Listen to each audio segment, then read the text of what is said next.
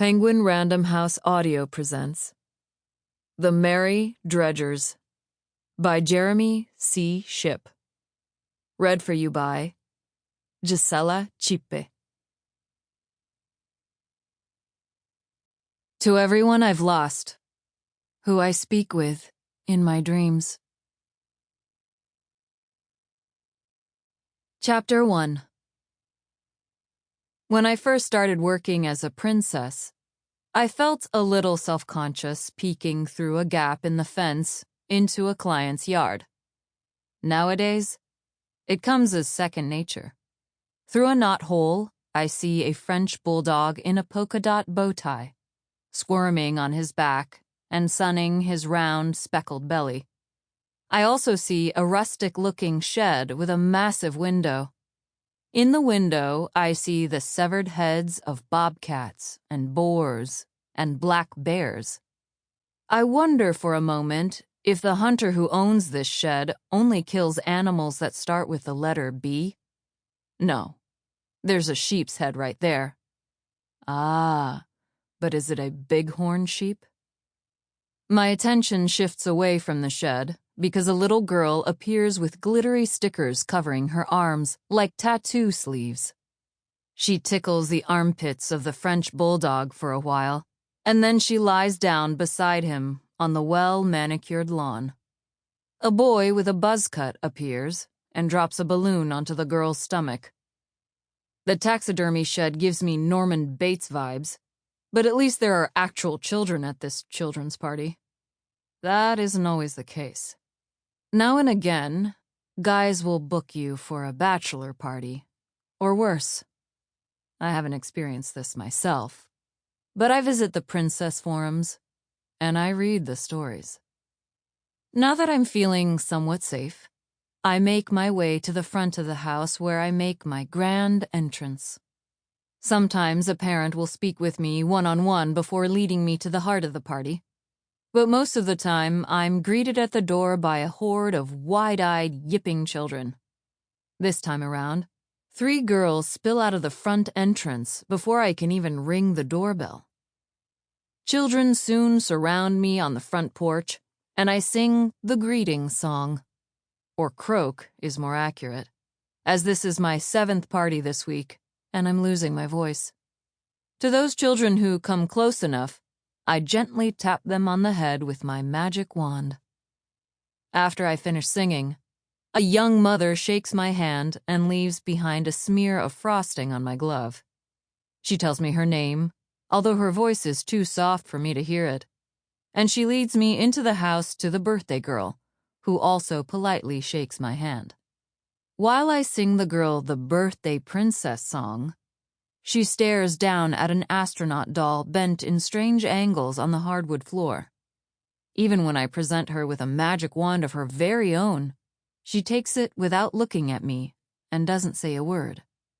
I don't mind. I sing a couple more songs and teach the children to do the fairy tale shuffle. Eventually, the birthday girl musters up enough courage to approach me and say, "Do you want to see my dog?" "Oh, yes," I say, in the sickly sweet manner that feels almost normal to me at this point. "I do so love animals." There aren't any songs in the Princess Guidebook that are meant for pets, but I made one up about a year ago.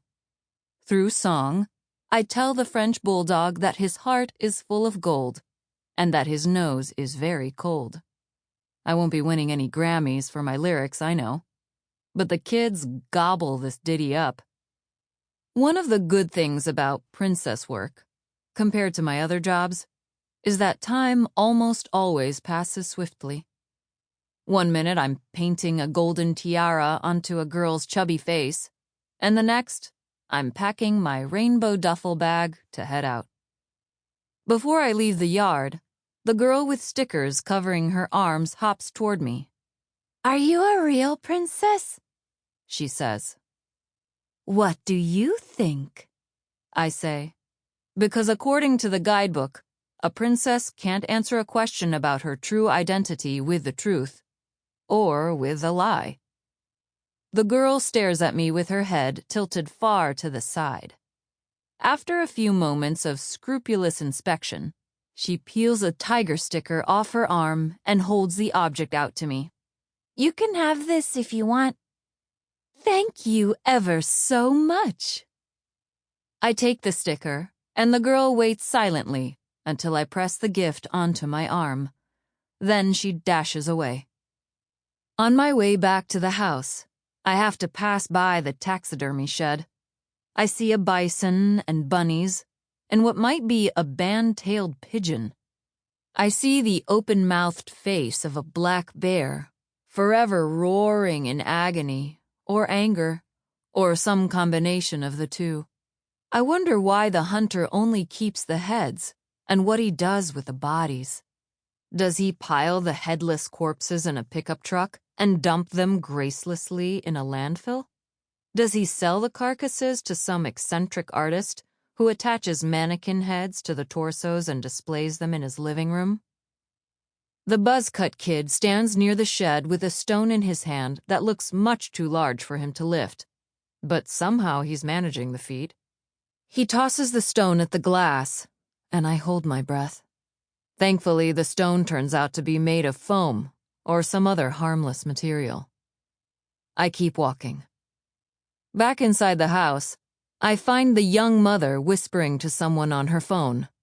She meets my eyes and gives me an apologetic look, and then she faces the wall and continues whispering. "You're a talented singer," says a man standing to my side. He towers over me, wearing a taxi driver t-shirt. Throughout this afternoon, I caught this guy gaping at me on multiple occasions. "Thank you," I say in a voice still slightly princess-like. There are children within earshot, and I don't want to shatter the illusion. "You have a lot of potential, and I'm not just saying that." He sits on the arm of a couch and crosses his arms over his chest. "If you've ever considered trying out for one of those singing competition shows, I could help you with that. I know people. I can help you skip all the initial auditions and fast-track you through the process. If you want to leave me your number, we can talk more about this later. What do you think?" "That sounds great, Dad twice my age with a magician's goatee. Thank you for hitting on me at a children's birthday party inside a stranger's house. There's nothing I love more." That's what I want to say. But princesses are incapable of such sarcasm. "Thanks," I say, but I'm not interested. "We wouldn't have to talk about singing. People say I'm a talented conversationalist." "I'm not interested," I say quietly in my own voice. I turn around and approach the birthday girl's mother. Behind me, the goatee guy mumbles something that sounds like, "Somebody's moody." Ultimately, waiting for the young mother to finish her phone call proves fruitless. She doesn't give me a tip. Not even a bad one. She probably doesn't know how little I'm being paid, but maybe I'm giving her too much credit. On the drive home, my scrap heap of a sedan makes a noise like a dying pig.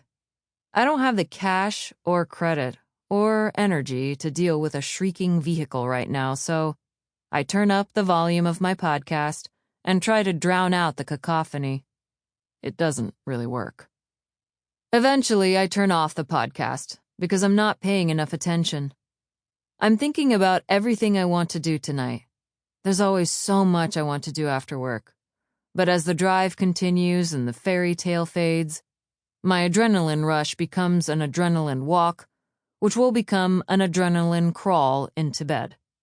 As soon as I step out of my car, I suddenly feel the full force of my exhaustion. In my head, I can hear my friend Alvin chastising me for giving so much of myself to these silly parties. "I'm wasting my talent," he says. "Some casting director out there will see me for the star I am if I just get back to the grind." Alvin's a sweet person, as far as great big liars go. How long has it been since I spoke with Alvin outside of my own head? I should call him tonight. Then again, I'm sure he's busy living a real, substantial life. He doesn't need me grumbling about my existence for 30 minutes straight. Sample complete. Ready to continue?